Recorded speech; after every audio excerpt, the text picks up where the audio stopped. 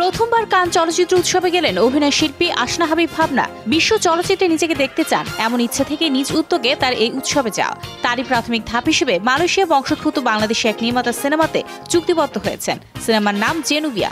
সিনেমাটি পরিচালনা করবেন জাফর ফিরোজ। জেনুবিয়া সিনেমা নির্বাহী প্রযোজক হিসেবে আছেন কিয়াউলি, যিনি একজন ব্রিটিশ চাইনিজ প্রযোজক। একই সঙ্গে তিনি ইউনেস্কো ফিল্ম সিটির সঙ্গেও যুক্ত আছেন বলে জানা যায়।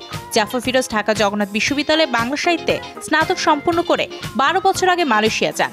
সেখানকার Limkokwing university of creative technology থেকে ফিল্ম অ্যান্ড টেলিভিশন বিষয়ে স্নাতকোত্তর সম্পন্ন করেন। এর আগে একটি চলচ্চিত্রের সহকারী পরিচালক হিসেবে থাকলেও এটি হতে যাচ্ছে জাফরের প্রথম পূর্ণদৈর্ঘ্য চলচ্চিত্র, যেটি কেন্দ্রীয় চরিত্রে থাকছেন ভাবনা।